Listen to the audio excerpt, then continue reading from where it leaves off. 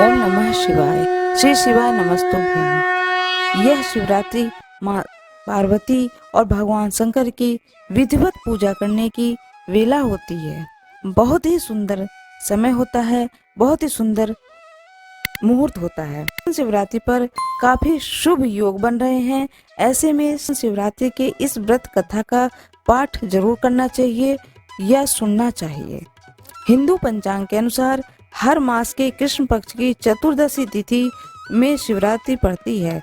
ऐसे में हर साल कुल 12 शिवरात्रि पड़ती है, जिसमें हर का अपना एक अलग महत्व होता है। इस खास मौके पर भगवान शिव के साथ साथ माँ पार्वती की भी विधिवत पूजा की जाती है।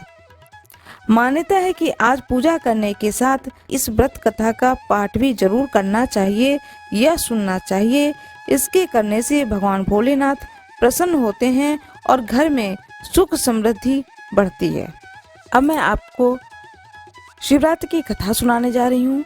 अपने दाहिने हाथ में फूल और अक्षत ले लें।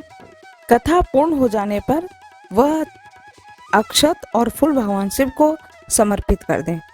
शिव पुराण के अनुसार एक समय में चित्रभानु नाम का एक शिकारी था। वह शिकार कर अपने घर चलाता था। शिकारी के ऊपर साहूकार का काफी कर्जा था। वह कर्ज नहीं चुका पा रहा था। इसी के चलते साहूकार ने उसे बंदी बना लिया था। एक दिन शिवरात्रि के दिन उसने दिन भर शिव का स्मरण किया और उपवास किया। ऐसे ही पूरा दिन गुजर गया। शाम को साहूकार ने चित्रभानु को एक दिन का समय दिया था कर्ज चुकाने के लिए और उसे छोड़ दिया। कर्ज चुकाने के लिए चित्रभानु पूरा दिन बिना कुछ खाए पिए जंगल में शिकार ढूंढने लगा। ऐसे ही शाम निकल गई और रात हो गई। इसके बाद वो रात बीतने के इंतजार में बेल के पेड़ पर चढ़ गया। इसी पेड़ के नीचे शिवलिंग था। बिना जाने शिकारी बेल पत्र तोड़कर नीचे की तरफ गिरा रहा था, जो कि संयोग बस शिवलिंग पर गिर रहे थे। इससे उसका व्रत पूरा हो गया। इसके बाद चित्रभानु को तालाब के किनारे एक गर्भिणी हिरणी दिखाई दी, जो पानी पीने के लिए आई थी। उसका शिकार करने के लिए उसने धनुष बाण निकाला था। उस हिरणी ने चित्रभानु को देख लिया। इस पर उसने शिकारी से कहा कि उसके प्रसव का समय है, तुम 2 जीव की हत्या करोगे, यह ठीक नहीं है। हिरणी ने शिकारी से वादा किया कि जब उसका बच्चा इस दुनिया में आ जाएगा तब वह खुद आएगी, तब वह उसका शिकार कर सकता है, लेकिन अभी उसे जाने दो। शिकारी ने उसकी बात मान ली और उसे जाने दिया। इसके बाद वह प्रत्यंचा चढ़ाने तथा ढीली करते समय कुछ शिवलिंग पर कुछ और बेलपत्र गिर गए। ऐसे में चित्रभानु से अनजाने में ही शिव की प्रथम प्रहर की पूजा भी हो गई। कुछ समय बीता। शिकारी को एक और हिरणी दिखाई। वह वहां से जा रही थी। उसे देखकर शिकारी बहुत खुश हुआ, शिकार करने के लिए तैयार हो गया। हिरणी ने उसे निवेदन किया कि वह कुछ देर पहले ही ऋतु से निवृत्त हुई है। मैं अपने प्रिय को ढूंढ रही हूँ। मैं एक कामातुर विरहिणी हूँ। जैसे ही मुझे मेरा पति मिल जाएगा वैसे ही मैं आ जाऊंगी। यह सुनकर शिकारी ने उसे जाने दिया, लेकिन वह बहुत चिंतित था। रात का आखिरी प्रहर बीतने ही वाला था। इस बार भी चित्रभानु ने कुछ शिवलिंग पर कुछ और बेलपत्र गिर गए। इससे दूसरे प्रहर की भी पूजा हो गई। इसके बाद उसे एक और हिरणी आती हुई दिखाई दी, जो कि वह वहीं से जा रही थी। उसने उस हिरणी से शिकार करने का निर्णय लिया। उसने शिकारी से कहा कि मेरे बच्चे मेरे साथ हैं, मैं इन बच्चों को इनके पिता के पास छोड़कर आती हूँ, इस समय मुझे जाने दो। शिकारी ने कहा कि वो इससे पहले भी 2 हिरणियों को छोड़कर देख चुका है, वह इस बार इस हिरणी को नहीं छोड़ेगा। इस पर हिरणी ने कहा कि वह उसका विश्वास करे, मैं लौटने की प्रतिज्ञा लेती हूँ। इन सब में शिकारी की शिवरात्रि की पूजा हो चुकी थी और सुबह हो चुकी थी। उपवास की पूजा भी हो गई थी। अब शिकारी को एक हिरण दिखा। उसने निश्चय किया कि वो उसका शिकार जरूर करेगा। चित्रभानु ने प्रत्यंचा चढ़ा ली। इस पर हिरण ने कहा कि अगर उससे पहले आई 3 हिरनियों और उनके बच्चों का शिकार उसने किया हो तो उसका भी शिकार कर ले, जिससे उसे उसके वियोग में दुखी न होना पड़े। लेकिन अगर उन्हें जीवन दान दिया है तो उसे भी छोड़ दें। जब वो उन सभी से मिल लेगा तो वो आ जाएगा। यह सुनकर शिकारी ने उस हिरण को रात भर का घटनाक्रम बताया। तब हिरण ने कहा कि वो तीनों हिरणी उनकी पत्नी है। हिरण ने शिकारी से कहा हिरण ने कहा कि जिस तरह से उसने विश्वास करके हिरणियों को जाने दिया, उसी तरह से उसे भी वह जाने दे। वह जल्द ही पूरे परिवार के साथ शिकारी के सामने हाजिर हो जाएगा। चित्रभानु ने उस पर भी विश्वास किया और उसे जाने दिया। उसका मन निर्मल हो चुका था, क्योंकि वो शिवरात्रि का व्रत पूरा कर चुका था। उसके अंदर की भक्ति की भावना आ चुकी थी। कुछ समय बाद वह हिरण अपने परिवार के साथ शिकारी के सामने हाजिर हो गया। उसकी सत्यता, सात्विकता एवं प्रेम भावना को देखकर शिकारी को बेहद आत्मग्लानि हुई। इस भाव में उसने जीवों को जीवन दान दे दिया। व्रत पूरा करने से चित्रभानु को मोक्ष मिल गया। उसकी मृत्यु के बाद उस शिकारी को शिवगण अपने साथ शिवलोक ले गए। हर हर महादेव। आपके हाथ में जो चावल और फूल है उसे भगवान शिवलिंग पर चढ़ा दें। भगवान शंकर की स्तुति करें। जो भी स्तुति आपको आती हो, यह मैं हर वीडियो में बताती हूँ, फिर मैं बता रही हूँ। स्तुति करें। कर्पूर गौरम करुणावतारम जरूर पढ़ें। स्तुति करने के बाद भगवान की आरती करें, भगवान शंकर की आरती करें। आरती करने के बाद में पूरे परिवार आरती लें, प्रसाद लें, सुख पूर्वक इस कथा को श्रवण करें, इस कथा का रसपान करें। जय भोलेनाथ। भगवान शंकर की कृपा आप लोगों को प्राप्त हो, पूरे शिव परिवार की कृपा आप लोगों को प्राप्त हो, आप लोगों के सारे कष्टों को भगवान दूर करें। आज मैं आप लोगों को कथा सुनाने जा रही हूँ, भगवान शिव की सोमवार की कथा सुनाने जा रही हूँ। जितनी देर कथा सुने उतनी देर तक हाथ में, दाहिने हाथ में साबुत चावल और थोड़े फूल उसे जरूर रखें। कथा पूर्ण होने के बाद में उसे भगवान शंकर के ऊपर अर्पित कर दें। एक साहूकार था जो भगवान शिव का अनन्य भक्त था। उसके पास धन धान्य किसी भी चीज की कमी नहीं थी, लेकिन उसकी कोई संतान नहीं थी और वह इसी कामना को लेकर के रोज शिवजी के मंदिर जाकर दीपक जलाता था। साथ में भगवान शंकर की बड़े ही भक्तिभाव पूर्वक पूजा करता था। उसके इस भक्तिभाव को देखकर एक दिन माता पार्वती ने शिवजी से कहा कि हे प्रभु, यह साहूकार आपका अनन्य भक्त है, इसको किसी भी बात का कष्ट है तो आपको उसे अवश्य दूर करना चाहिए। शिवजी बोले, पार्वती, इस साहूकार के पास पुत्र नहीं है, यह इसी से दुखी रहता है। माता पार्वती कहती हैं कि हे ईश्वर, कृपा करके इसे पुत्र का वरदान दे दीजिए। तब भोलेनाथ ने कहा कि हे पार्वती, साहूकार के भाग में पुत्र का योग नहीं है। ऐसे में अगर इसे पुत्र प्राप्ति का वरदान मिल जाए भी गया तो वह केवल 12 वर्ष की आयु तक ही जीवित रहेगा। यह सुनने के बाद भी माता पार्वती ने कहा कि हे प्रभु, आपको इस साहूकार को पुत्र का वर देना ही होगा, अन्यथा भक्त क्यों आपकी सेवा पूजा करेंगे। बड़े ही भक्तिभाव से यह साहूकार आपकी पूजा करता है, इस उम्मीद से पूजा करता है कि इसकी मनोकामना की पूर्ति होगी। माँ पार्वती भोले बाबा से कहती हैं कि कृपया इसके भक्ति को देखते हुए इसकी मनोकामना की पूर्ति करें। माता के बार बार कहने से भोलेनाथ ने साहूकार को पुत्र का वरदान दिया, लेकिन साथ में यह भी कहा कि वह केवल 12 वर्ष तक ही जीवित रहेगा। साहूकार यह सारी बातें सुन रहा था, इसलिए उसे न तो खुशी हुई और न ही दुख। वह पहले की तरह भोलेनाथ की पूजा अर्चना करता रहा। उधर सेठानी गर्भवती हुई और 9वें महीने में उसे सुंदर बालक की प्राप्ति हुई। परिवार में खूब हर्ष उल्लास मनाया गया, लेकिन साहूकार पहले की ही तरह रहा। उसे बालक की 12 वर्ष की आयु का जिक्र किसी से भी नहीं किया। जब बालक की आयु 11 वर्ष की हो गई तो एक दिन साहूकार की सेठानी ने बालक के विवाह के लिए कहा। तो साहूकार ने कहा कि वह अभी बालक को पढ़ने के लिए काशी भेजेगा। इसके बाद उसने बालक के मामा जी को बुलाया और कहा कि इसे काशी पढ़ने के लिए ले जाओ और रास्ते में जिस भी स्थान पर रुकना वहाँ यज्ञ करना, ब्राह्मणों को भोजन कराते हुए आगे बढ़ना।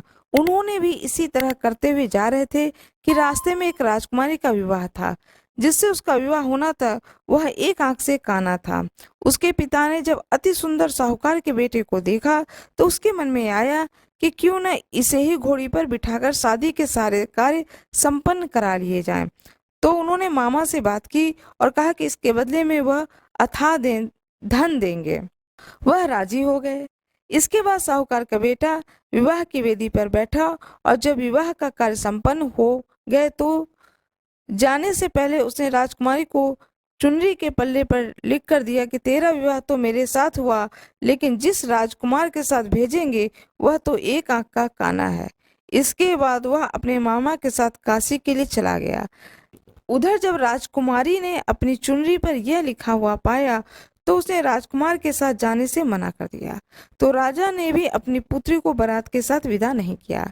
बारात वापस लौट गई। उधर मामा और भांजे काशी पहुंच गए। एक दिन जब मामा ने यज्ञ रचा रखा था और भांजा बहुत देर तक बाहर नहीं आया तो मामा ने अंदर जाकर देखा तो भांजा के प्राण निकल चुके थे।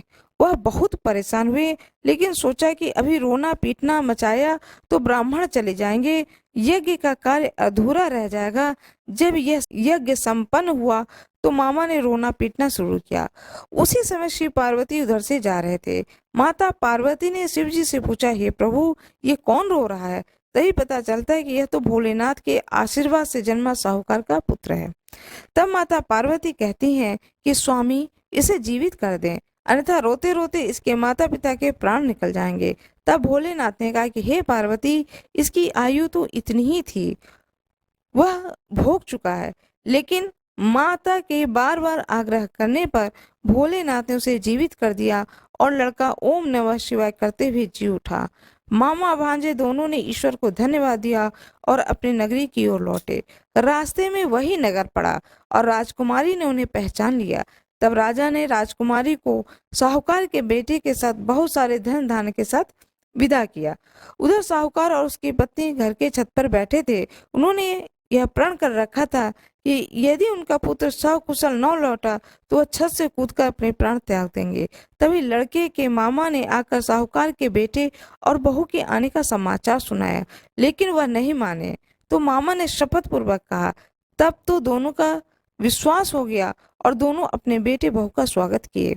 उसी रात साहूकार को स्वप्न में शिव जी ने दर्शन दिया और कहा कि तुम्हारे पूजन से मैं प्रसन्न हुआ हूँ। इसी प्रकार जो भी व्यक्ति कथा को पढ़ेगा और सुनेगा उसके समस्त दुख दूर हो जाएंगे और मनोवांछित सभी कामनाओं की पूर्ति होगी। ओम नमः शिवाय। इस प्रकार से यह सोमवार की कथा की समाप्ति होती है। भगवान शिव की कथा पूर्ण हुई। अब भगवान शंकर की स्तुति करें। जो भी स्तुति आपको आती हो वह स्तुति करें। नमामि स्मीशान, लिंगा अष्टकम, जो भी स्तुति आती है उस स्तुति का पाठ करें। कर्पूर गौरम करुणावतारम, यह स्तुति करें। इसके बाद भगवान शंकर के पूर्ण मनोभाव से ध्यान लगा करके बड़े भावपूर्ण तरीके से आरती करें। गणेश जी की पहले आरती करें, फिर भगवान शंकर की आरती करें, माता पार्वती को आरती करें, पूरे शिव परिवार की आरती करें। आरती करने के बाद में जो भी आपने भोग लगाया है, जो भी भोग के लिए वहाँ पर प्रसाद स्वरूप रखे हैं आप, फल है, पंचामृत है और मेवा है। सूखे मेवा भी भगवान शंकर को भोग लगाया जाता है, तो मेवा है। जो जिन जिन चीज़ों का आपने भोग लगाया है उसे भोग लगाएं। भोग लगाने के बाद में आरती पूरे परिवार को दें। पूरे परिवार भावपूर्ण तरीके से आरती लें। भगवान शंकर का जो प्रसाद है उसे पूरे परिवार को दें और स्वयं भी ग्रहण करें। जो व्रती है वह स्वयं भी ग्रहण करें। इस तरह से करने से भगवान शंकर का जो ये कथा है इसको सुनने का पूर्ण फल प्राप्त होता है। भगवान शंकर के ऊपर कुछ न कुछ, जो शिवलिंग है उसके ऊपर कुछ न कुछ दक्षिणा अवश्य रख दें। इस बात का जरूर ध्यान रखें। यदि घर में पूजा कर रहे हैं तो पूजा स्थान पर शिवलिंग हो, फोटो हो, जो भी हो, उस पर कुछ दक्षिणा चढ़ा दें। और यदि मंदिर में है तो भी दक्षिणा वहां रख दें। चलते समय उस दक्षिणा को उठा करके दान पात्र में डाल दें, या कोई पुजारी जी हो, कोई पंडित जी हो मंदिर में तो पंडित जी को दे दें। इस तरह से कुछ न कुछ दान अवश्य निकालें। पूरी पूजा समाप्त होने के बाद में भगवान शंकर से क्षमा प्रार्थना अवश्य करें। देखिए, हम सभी लोग मानव हैं, इंसान हैं, हमसे बहुत सारी गलतियां होती हैं और छोटी छोटी गलतियां बहुत सारी हो जाती हैं जाने अनजाने में। इसलिए क्षमा प्रार्थना अवश्य पढ़ें। यदि क्षमा प्रार्थना आपको नहीं याद है तो आप हृदय से हाथ जोड़ करके खड़े हो जाएं भगवान शंकर के सामने, अपनी मनोकामना को बताएं कि हे ईश्वर, मेरा ये मनोकामना है, इसकी पूर्ति करें। जो भी आपकी मनोकामना हो उसे बोलें। उसके बाद में क्षमा मांगे भगवान से कि मेरे पूजा करने में जो भी त्रुटि रह गई हो, जो भी मुझसे गलती हो गई हो, हे प्रभु, हे करुणानिधान, आप तो दया के सागर हो और मैं एक मनुष्य हूँ, मेरी उस गलती को अवश्य क्षमा करें। इस तरह से विनीत भाव से भगवान से क्षमा मांगे। जितनी देर कथा सुने उतनी देर तक दाहिने हाथ में साबुत चावल और थोड़े फूल उसे जरूर रखें। कथा पूर्ण होने के बाद में उसे भगवान शंकर के ऊपर अर्पित कर दें। यह कार्य अवश्य करें। ओम नमः शिवाय, इस मंत्र का जाप अवश्य करें। शिवालय में खड़े हो चाहे घर में हो, 108 बार जरूर पढ़ें। रुद्राक्ष का माला हो तो उसके ऊपर 108 बार जरूर पाठ करें। ओम नमः शिवाय का अवश्य जाप करें। मेरा ये वीडियो अच्छा लगा हो तो कमेंट बॉक्स में जरूर बताएं, ओम नमः शिवाय लिखें, मेरे वीडियो को लाइक करें। अब मैं शिव चालीसा पढ़ रही हूँ। जय गणेश गिरिजा सुमन, मंगल मूल सुजान, कहत अयोध्या दास तुम, देव अभय वरदान। जय गिरिजापति दीन दयाला, सदा करत संतन प्रतिपाला। भाल चंद्रमा सोहतनी को, कानन कुंडल नागफनी के। अंग गौर सिर गंग बहाए, मुंड माल तन छार लगाए। वस्त्र खान बागंबर सोहे, छवि को देख नाग मुनि मोहे। महना मातु कहवे दुलारी, वाम अंग सोहत छवि न्यारी। करत शूल सोहत छवि भारी, करत सदा शत्रुन क्षयकारी। नंदी गणेश सोहे तह कैसे, सागर मध्य कमल हैं जैसे। कार्तिक श्याम और गण राऊं, या छवि को कहीं जात न काऊं। देवन जमहि जाय पुकारा, तमें दुख प्रभु आप निवारा। क्या उपद्रव तारक भारी, देवन सब मिली तुम्हें जुहारी। तुरत शरानन आप पठायऊं, लव निमेश में मारे गिरायूं। आप जलंधर असुर संगारा, श्रेयस तुम्हार विदित संसारा। त्रिपुरासुर सन युद्ध मचाई, तभी कृपा करी लीन बचाई। किया तपहि भागीरथ भारी, पूरब प्रतिज्ञा तासु पुरारी। दाहिन मह तुम हम कोई नाही, सेवक स्तुति करत सदाही। वेद माहि महिमा तुम गाई, अकथ अनादि भेद नहीं पाई। प्रकट उदति मंथन में ज्वाला, जत सुरासुर भय विहाला। केंदे आतः करो सहाई, नीलकंठ तब नाम कढ़ाई। पूजन रामचंद्र जब कीन्हा, सीत के लंग विभीषण दीना। सहस्त्र कमल में हो रहे धारी, कीन परीक्षा तबहि पुरारी। एक कमल प्रभु राख्यो सोई, कमल नयन पूजन जह सोई। कठिन भक्ति देखे प्रभु शंकर, भय प्रसन्न दिए इच्छित वर। जय जय जय अनंत अविनाशी, करत कृपा सबके घटवासी। दुष्ट सकल नित मोहि सतावे, भ्रमत रहो मोहि चैन न आवे। त्राहि त्राहि मैं नाथ पुकारो, यह अवसर मोहि आन उबारो। लहत शूल शत्रुन को मारो, संकट ते मोहि आन उबारो। मात पिता भ्राता सब होई, संकट में पूछत नहीं कोई। स्वामी एक है आस तुम्हारी, आय हरऊ मम संकट भारी। धन निर्धन को दे सदा ही, जो कोई साचे सो फल पाई। स्तुति के विधि करो तुम्हारी, क्षमो नाथ अब चूक हमारी। शंकर हो संकट के नाशन, विघ्न विनाशक मंगल कारण। योगी यति मुनि ध्यान लगावे, नारद सारद शीस नवावे। नमो नमो जय नमः शिवाय, सुर ब्रह्मादिक पार न पाए। जो यह पाठ करे मन लाई, तापर होत हैं शंभु सहाय। ऋणनिया को हो अधिकारी, पाठ करें सो पावन हारी। पुत्र होने की इच्छा कोई, निश्चय शिव प्रसाद सोई सोई। पंडित त्रयोदशी को लावे, ध्यान पूर्वक होम करावे। त्रयोदशी व्रत करे हमेशा, तन नहीं ताके रहे कलेसा। धूप दीप नैवेद्य चढ़ावे, शंकर सम्मुख पाठ सुनावे। जन्म जन्म के पाप नसावे, अंत धाम शिवपुर में पावे। कहत अयोध्या दास तुम्हारी, जानी सकल दुखों हरऊं हमारी। नित नेम उठि प्रातः ही, पाठ करो 40, तुम मेरी मनोकामना पूर्ण करो जगदीश। मंग सिर छठी हेमंत ऋतु संबत 64 जान, स्तुति 40 से वही पूर्ण कीन कल्याण। भगवान शंकर की जय हो, माता पार्वती की जय हो, भगवान गणेश की जय हो। भगवान शंकर की आरती करें प्रेम पूर्वक।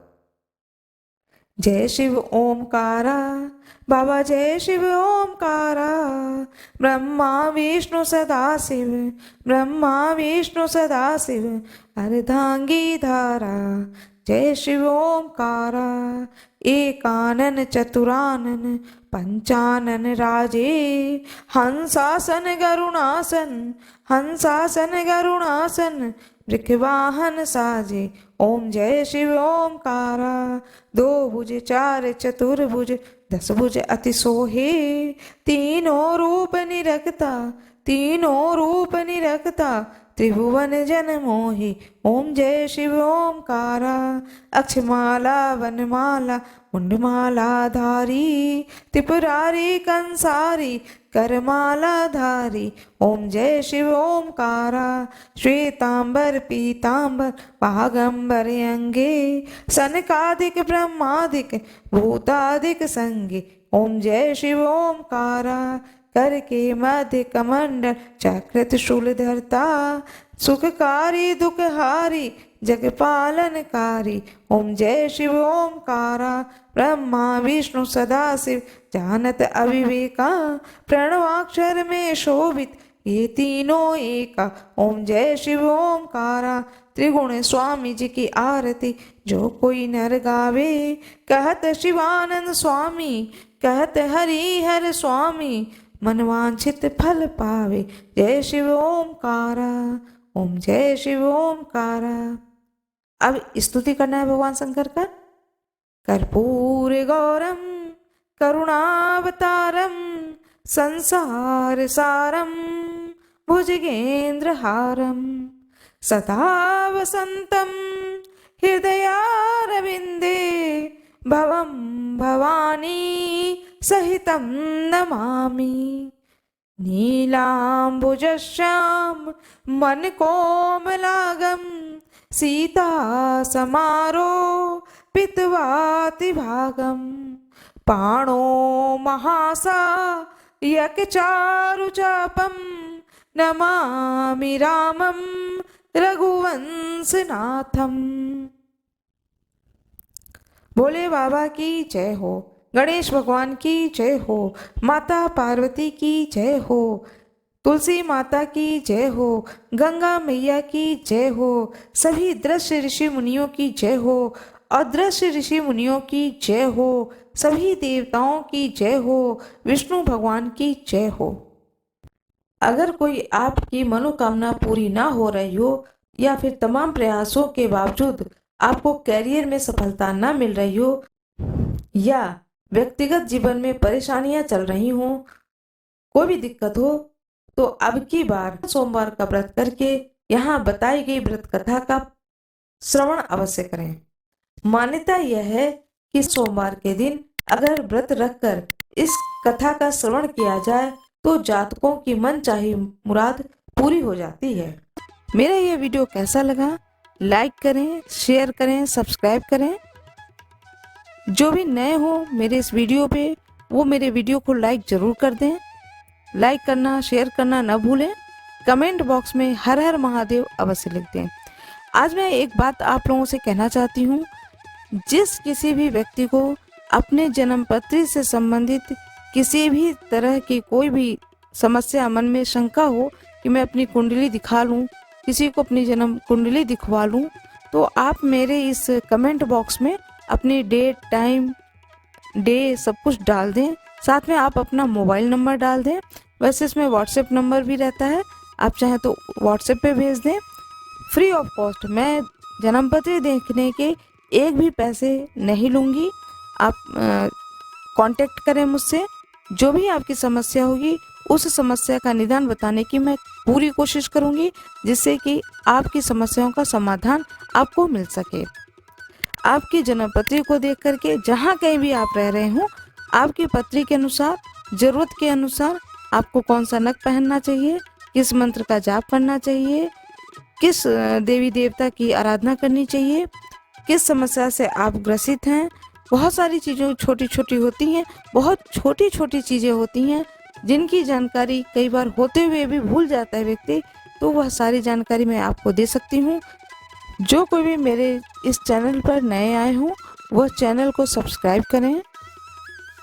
मैंने एक वीडियो डाला है प्रदोष व्रत कथा, श्रावण व्रत कथा, उसको भी सुने। मेरा ये वीडियो यदि आप लोगों को पसंद आया हो तो कृपया वीडियो को लाइक ज़रूर करिएगा, चैनल को सब्सक्राइब करिएगा, बेल आइकन बगल ही में है दबा दीजिएगा। धन्यवाद।